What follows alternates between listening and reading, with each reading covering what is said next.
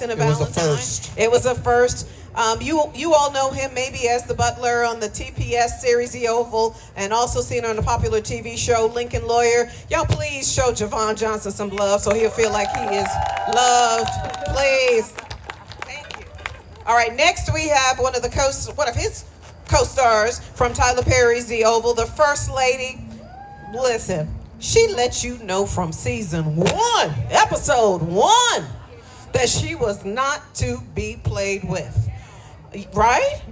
Yes. But that character is just the tip of the iceberg for this character because she is multi-talented with various roles through the years. And y'all bet y'all didn't know this. She's a songstress. Y'all didn't know? Oh, yes, ma'am. Yes, please welcome Kayron Moore. And I'm coming to it. I'm coming. All right. Hold on, I missed one. No, I got 2. Hold on. Trying to find my nose. Sorry, this is so tacky. Shawnee Lynn. All right, let's see. I feel like I'm missing one. All right, I don't know where your little card is. What was it? Oh, no, I'm missing a card. Oh, where's 9? Okay, all right. Well, this one I know because she's almost like family. So how well do I know her? Well, first and foremost, this sister really blew up the internet. She blew up the internet so bad that when the law enforcement were out here for this particular production, and they asked us, well, who was coming? And I told them, and then I said, and then Rolanda. So they had to make sure that they got a picture with all the sisters. We didn't get you because I wasn't standing out front.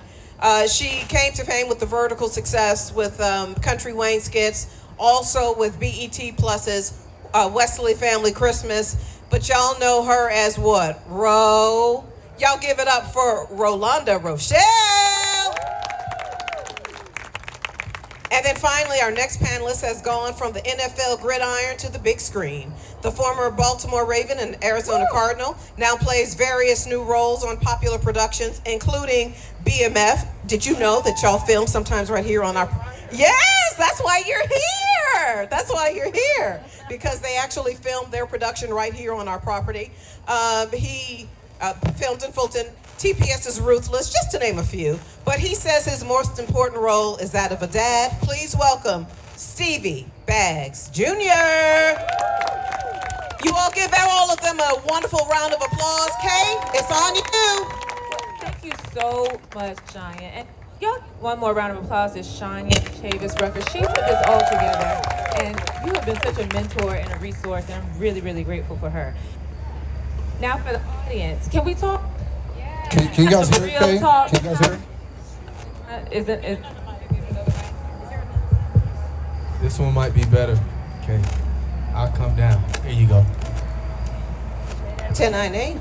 I'm wondering if it's 1, Stevie. 2, 1, 2. Here, Stevie, take this, darling. Run. There you go, but not on the carpet.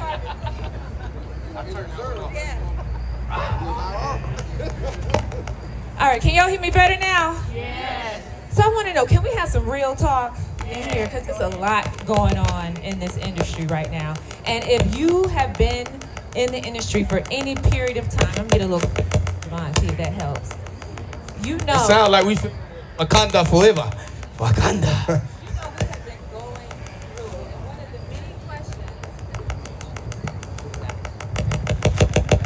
You know, we have been going through it, and one of the many questions that we have all been asking each other as actors, as creators, as filmmakers is, where do we go from here? What are we going to do? First, we had TV shows and films that we were in development for, we're getting ready to shoot, and then networks started merging, budgets started shifting. Next thing you know, we're scrambling to do auditions. The auditions are drying up, right?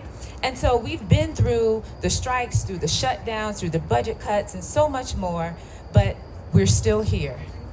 We're still telling stories, and we're still trying to figure this thing on out. So, since we're having real talk, today isn't going to be about doom and gloom. Today is going to be about how do we address the issue, and how do we figure out a pivot for where we need to go.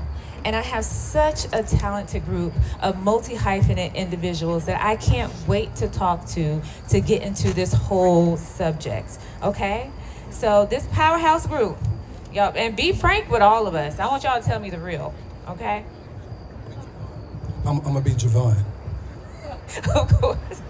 So, all right, so my first question, okay? We're gonna start with the obvious. What did just happen, right?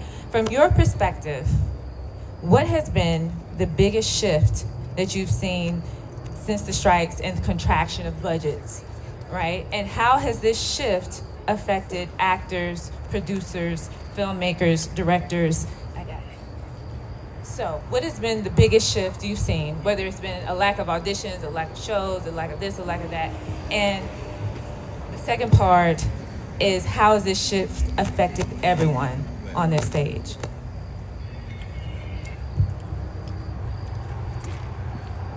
You know, they had a budget cut, and I told them I don't answer first questions with the budget cut this year. Okay, all right. I'll say, I think I'm stupid, y'all, I'm sorry.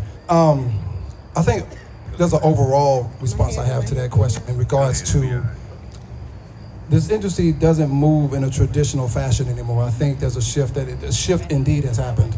And I think as much as the influence of technology, the advancement of AI and these fake actors that agencies are talking about signing, and this fake music that's happening right now, artificial, I think that we have to broaden our ideas about how all of this is done. I think there's a reorganizing of thought, a reorganizing of process, a reorganizing of ownership, and taking your future into your own hands at this point. Because we had to contend with gatekeepers. We had to contend with, I know back in, April was talking about,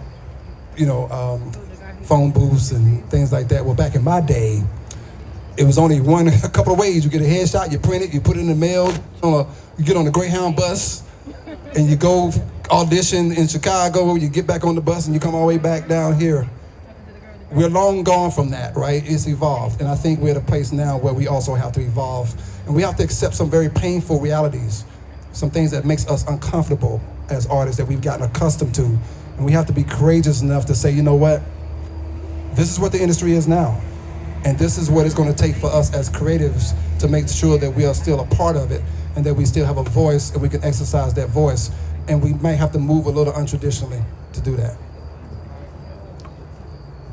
And I actually love that answer, because so many of us have to now pivot and find something else to do untraditionally, to your point, and figure out how we can move forward in this industry in a different way. And that's why I'm so interested to talk to Ro later too about verticals and being producers and doing independent filmmaking. So, and I'll let you go, Karen. I saw you.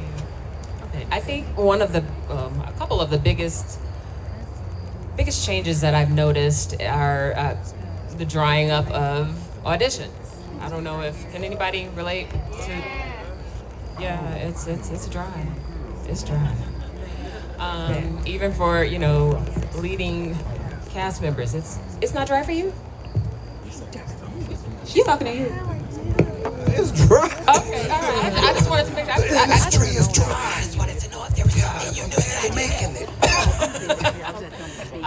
That, and also how fragmented projects are now. I mean, long gone are the days of regular network television, and that being our only source of entertainment. Now we have, I don't know how many different platforms, and you go to vote for the Emmys, and there are a lot of projects that I've never even heard of because they're on platforms that I wasn't even aware of. So I mean, I think that's been one of the biggest things that I've noticed. And I think one of the keys to navigating this new landscape is collaboration. Creative collaboration. I think we need to lean upon each other, whereas, we used to depend upon, those auditions coming in. No, let's take our own opportunities, let's collaborate, let's put our creative minds together and things happen for ourselves. I love that. Yeah.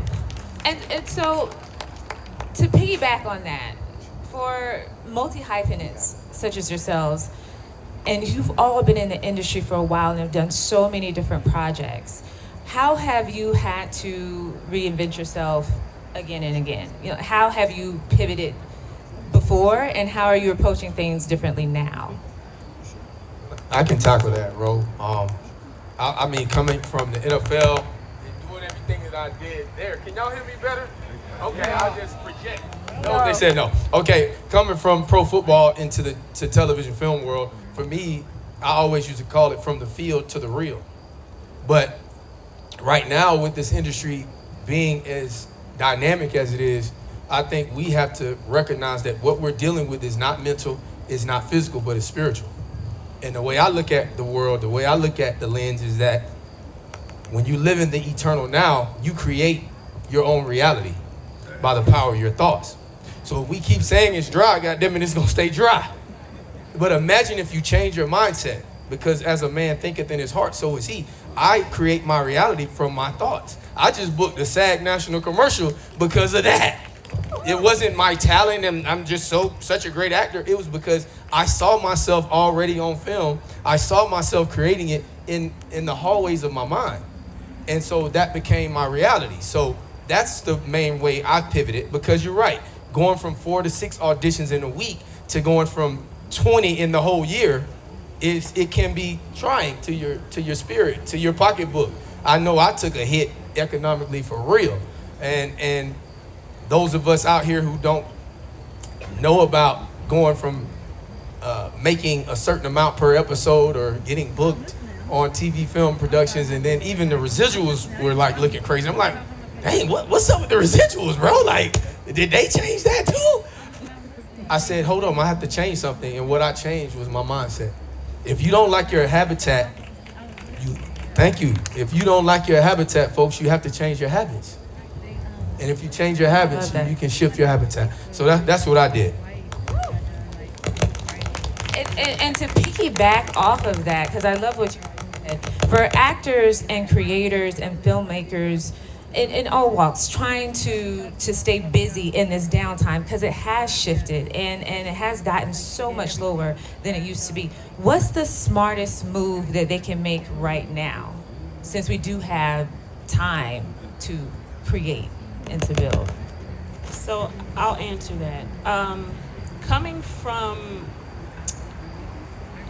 the non-traditional way of getting into this industry, you have to change your mindset and be open to receive and innovative, right? Most of y'all know I went viral before the pandemic, and then during the pandemic, I went viral like 5 or 6 times, and that's how I got here. But it was a matter of a 50-year-old person changing the mindset and not thinking the traditional way. So I took advantage of social media, and it opened up a plethora of opportunities for me. So you all came in, film and television, I came in through skits. And you have to be able to, for me, you have to be able to just be creative in the non-traditional way. We all have gifts. We can write, we can direct, we can produce. Being able to use, for me, being able to use that platform. I've been in it for 5 years, so it was about being viral. Now it's about being just transitioning into being a producer. You know what I mean? I've just been sitting and shooting skits and being an actor, but I was forced to be a producer on this platform. I didn't want it. Too much responsibility, but I was forced to do it because someone saw that gift in me. And right now I'm producing on the platform and being able to deal with different personalities and challenging myself how to write and direct and doing this just on this one platform, right? So my suggestion is we're all fighting for something that's minute. Like, we are trying to get on television, film and television, but you do know there are other platforms that you can use because, unfortunately, Hollywood is not. It's not like it used to be, you know. So it kind of, Facebook and Instagram and all these social media, it leveled the playing field. No more gatekeeping, you know. So I just think you have to be open to change, and not put yourself in a box because someone says, "Oh, you got to do it this way." Well, I'm just not going to do it your way because I'm not the average. That's how I see myself. Can I piggyback on that? That being innovative, I think that's key. Finding a void in the market and filling it, being a disruptor. I think that's where we need to focus our energies at this point, you know. So how get in where you fit in, you know, or carve a new space. So let me just say one more thing. I know that some of my colleagues, they don't like for me to these Lilo skits, and as an actor coming from Lilo skits, for me, when you, how can I phrase this without saying,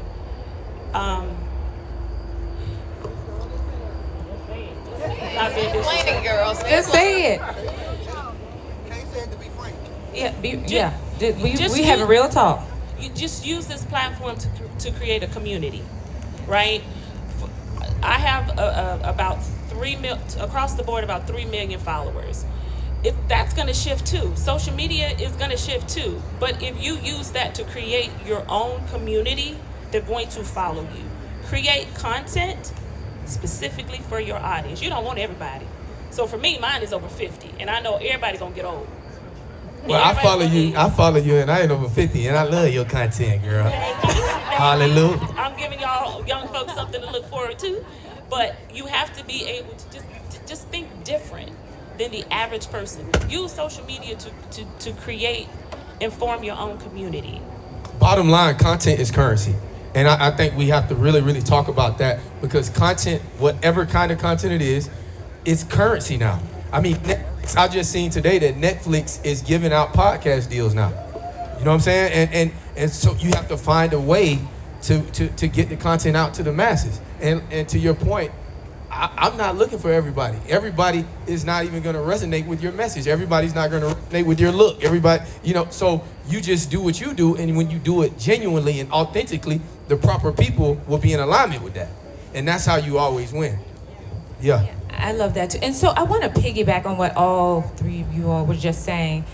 Now that there is this shift and we have to find different avenues to get our content out there, because content is key. How many people, because I know there's so many artists, filmmakers, creators, writers, actors, how many of y'all have heard of verticals? Yeah. Okay, so then it looks like a lot of you have. I'm going to be honest with you.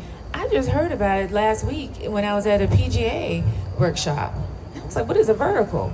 And they got into the, I saw that, Javon. So they got into this whole conversation about verticals and how much money they're making. I had no idea that they were making $3 million a day. And it's pretty much like what Rolanda does with the Country Wayne skits and her own skits, because she's a producer in her own right. And they use an app that originated out of China, but they use an app to put these soap operas on there daily. And now that I see all these different avenues as outlets for our creativity, I'm like, okay, so how can we create our own lanes? And to be quite honest with you, Rolanda, I feel like with Country Wayne, you all were the innovators of this whole vertical push. And now it's getting into a whole nother lane. And so with that being said, what advice would you give other actors and filmmakers to stay competitive? Now that we know that there's fewer jobs available, now that we know that content is key, we need to start thinking about podcasts, about verticals, about skits, about creating our own, about independent filmmaking. What advice would you give them to stay competitive? Do they need to take more classes? Do they need to do more? What do you think? For me, I don't care about competition. Hate competition. I compete with myself, but I think it's about collaborating with others, forming your own team that's going to help you move things forward. I'm not good with numbers, so that means I got to get an accountant. You know, wherever I'm lacking, I would develop a team that's going to help me move whatever I need, my production forward.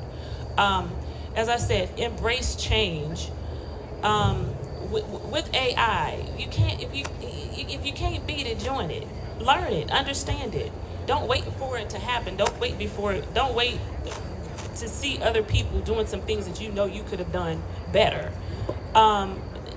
With the skits, nobody during the pandemic, nobody was my age. They was like, it's just foolishness, it's the devil. But me, I saw an opportunity. I used it to leverage where I am right now. So use AI. We don't like AI. We, as a SAG member, we were fighting against it.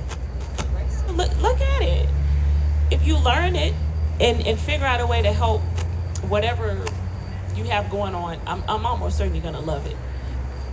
That's how I. My take on it is that you have to invest in yourself. And when I say invest in yourself, it's almost kind of like when you're on a flight and the person they say put the mask on you first before you put it on anybody else. Right. I think that in life we have to really recognize that we got to move that way. If you're giving from an empty cup, then you're going to end up empty.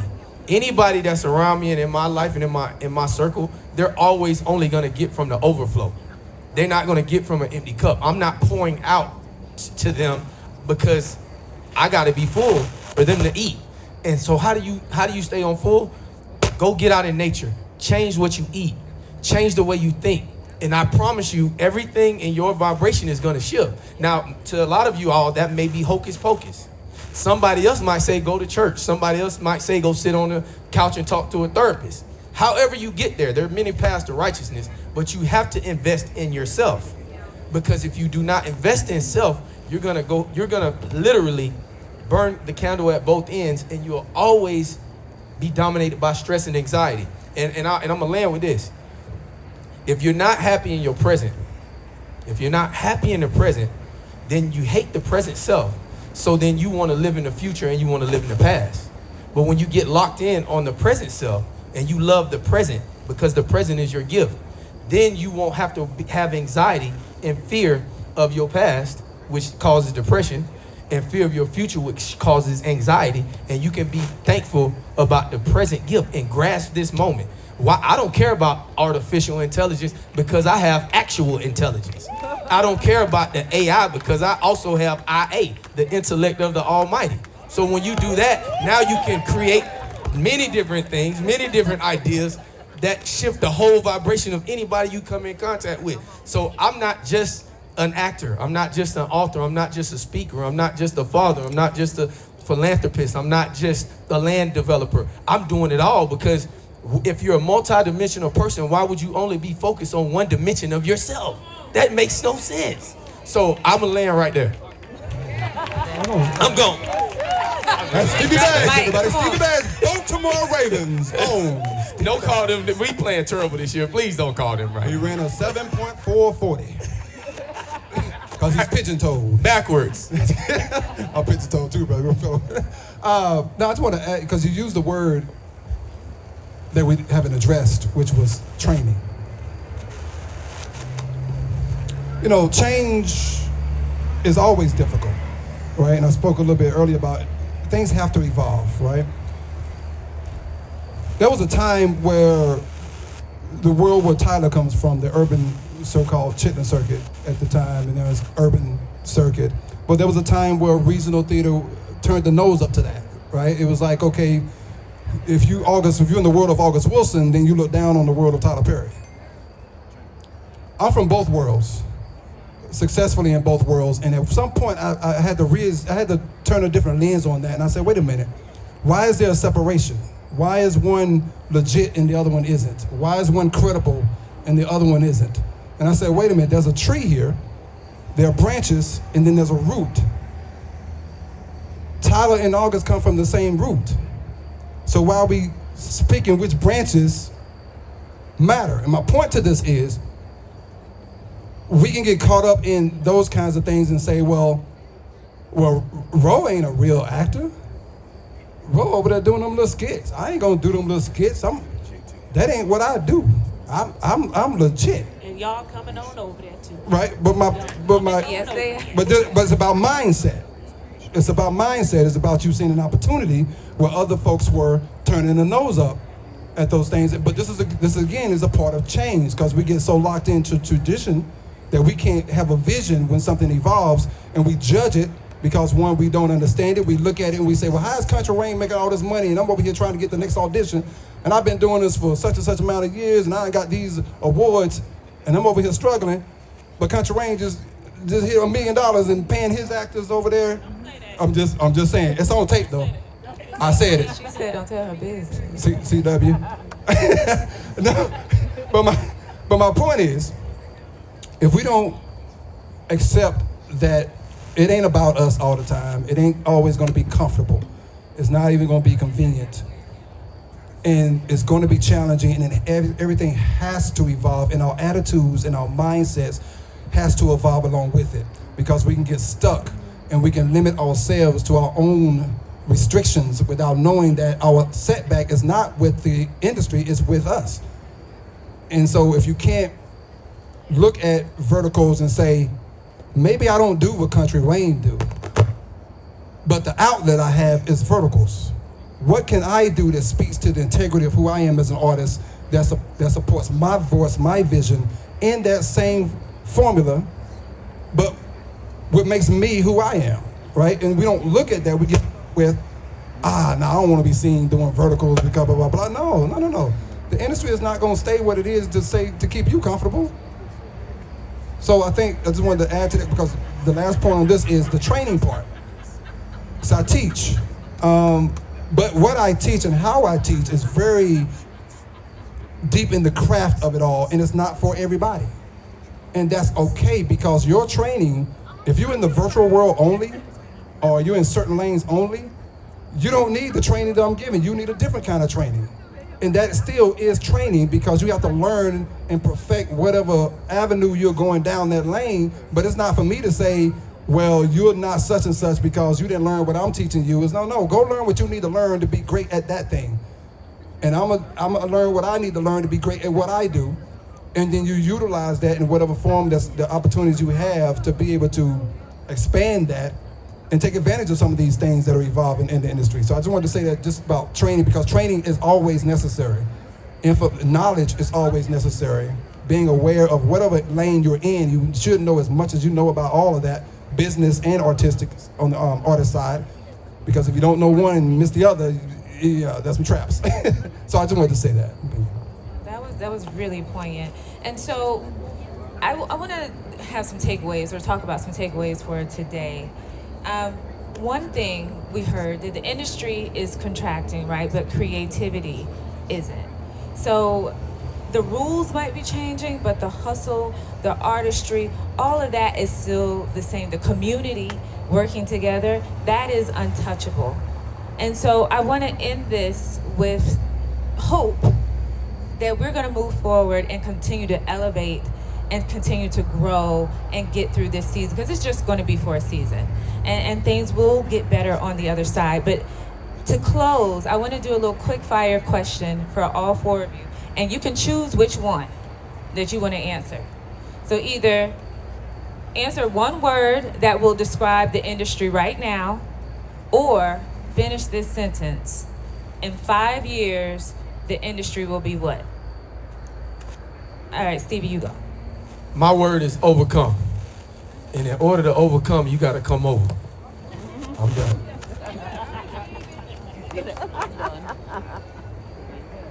One word to describe the industry, or in 5 years, the industry will be what?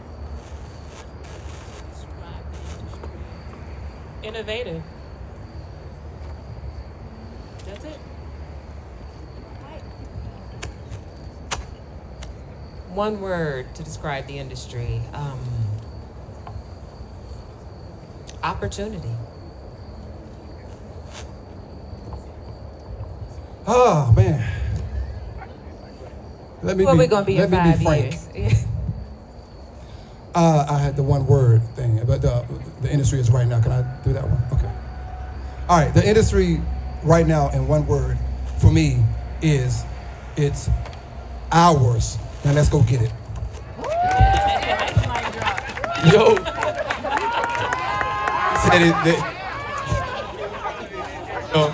Said the industry is ours, and You can see how much fun we have on set together. hey, I do want to say this, Kate. He mentioned like a Barry Jenkins versus Tyler Perry, and most of us have worked with TP.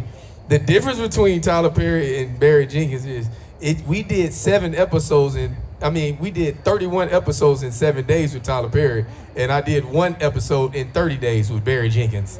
That was the difference. But I love TP because you gonna get that check immediately. Hey, April, I need to talk to you.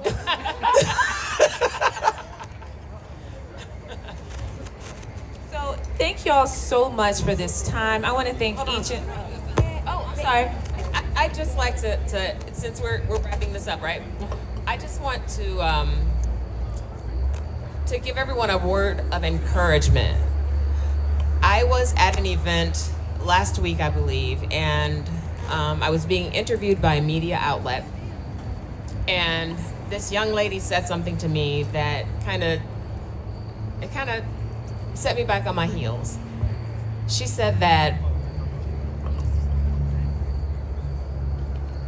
even when you think no one notices you, no one is paying attention, when things are slow, people are watching.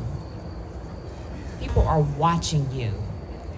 And I think that is so poignant because just because we don't see, we can't see it, doesn't mean it's not there.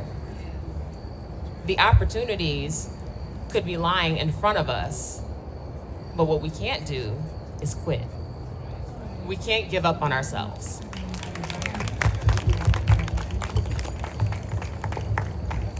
I love that. And did y'all want to, if there's any more words of advice that I know they would love to hear from you. I just want to say thanks to Fulton Films, okay, and for you doing all the work that you do in the industry. If y'all don't know, this lady she's on fire as a creative, as a melanated woman, just breaking down barriers. And I'm a little biased because she's from Florida, my home state, but that's another story. And then we got to talk about the PVIFF that's going on right now, talking about community support. They're having their film festival right now. We got to talk about that. And if we're going to support one another and support film festivals, please try to go by and support something they have going on this over the next course of the next 2 days. But thank you, Fulton Films, for hosting this. This is a beautiful event. It was very classy. And I want to say something too. It's networking events like this that I think we could all take advantage of. We can collaborate, we can network, we can establish friendships, relationships. We're talking about how we can move forward and how can we make change. These type of events is what's necessary. And I just want to say, Shania, thank you so much for creating this opportunity for us all, because it's definitely needed and it's encouraging, for sure.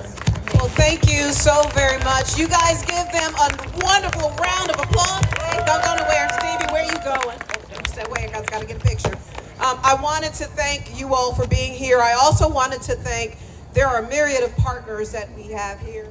If you didn't see the banners, you guys, when you came up, there's all those banners for the various festivals from Atlanta Film, Atlanta Jewish, Georgia Latino, Atlanta Indian Film Festival. I mean, you name it, PVII, I mean, you name it, Bronze Lens. We try to support. We really try to support. And let me tell you, somebody asked me on the carpet, you're asking the question, where do we go from here? Talk to us about what you think. Where do we go from here? Well, I will tell you, I am going to be advocating for the independent filmmakers in 2026. We are grateful to Marvel and the likes who have come and have used our facilities, and I know some of them have moved on, but you know what? I personally have already talked to Commissioner Marvin and said, hey, I know we have a fee structure. We need to look at that. There's no way we should be charging independent filmmakers the same thing that we're charging Marvel. So you have my word that our office is really serious about trying to meet you where you are. You got it? Yes. All right, I got your back. If I say, hey, I need some help, y'all gonna help me get that done? All right. Well, I want to thank the partners. I have so many of our celebrity friends who thought, Fulton Films, what is that? Let me come and check it out. Mr. Fortune, it's a pleasure to see you, Mr. Colorbook. It is a pleasure. It was a pleasure to meet you, Mr. Middlebrooks.